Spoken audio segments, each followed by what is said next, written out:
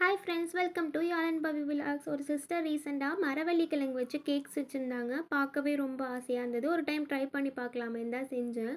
உண்மையாகவே டேஸ்ட்டு ரொம்ப சூப்பராக இருந்தது. கண்டிப்பாக எல்லாருமே ஒரு டைம் ட்ரை பண்ணி பாருங்கள், டெம்ப்ட் ஆகிடுவீங்க. வாங்க எப்படி செய்யுதுன்னு பார்க்கலாம். மரவள்ளி கிழங்கு நல்லா துருவி எடுத்துக்கோங்க. ஒரு கப் தேங்காய், ஒரு கப் ரவை, ஒரு கப் ஜீனி, கொஞ்சமாக ஏலக்காய் சேர்த்து கிளறி கொடுத்துக்கோங்க. கொஞ்சமாக நெய் விட்டுக்கோங்க. கொஞ்சமாக உப்பு சேர்த்து எந்த பாத்திரத்தில் செய்ய போகிறீங்களோ அந்த பாத்திரத்தில் ஃபில் பண்ணிவிட்டு மேலே ஃபுல்லாக வறுத்து வச்ச நட்ஸ் போட்டுடுங்க. அவ்வளோதான். நான் 15 மினிட்ஸ்க்கு முன்னாடியே குக்கரை ப்ரீஹீட் பண்ணி வச்சுருந்தேன். அதுக்கு கீழே ஒரு கடாய் மாதிரி போட்டுட்டு அது மேலே நீங்கள் மூடி போட்டு இதை வச்சுடுங்க.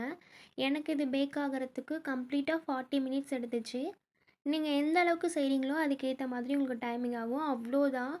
ரொம்பவே டேஸ்ட்டு சூப்பராக இருந்ததுன்னு தான் சொல்லணும். உண்மையாக நான் எக்ஸ்பெக்ட் பண்ணல இவ்வளோ டேஸ்ட்டாக இருக்கும்னு. ஆக்சுவலாக இது மரவள்ளி கிழங்குல செஞ்ச கேக் மாதிரியே தெரியல. நம்ம தேங்காய், ரவையெல்லாம் போட்டிருக்கிறதுனால ஒரு புட்டிங் மாதிரி இருந்தது. சூப்பராக இருந்தது. கண்டிப்பாக எல்லாருமே ஒரு டைம் ட்ரை பண்ணி பாருங்கள். மறக்காமல் நம்ம ஐடியா ஃபாலோ பண்ணிக்கோங்க. உங்கள் ஃப்ரெண்ட்ஸ் அண்ட் ஃபேமிலிக்கு ஷேர் பண்ணிக்கோங்க. தேங்க்ஸ் ஃபார் வாட்சிங்.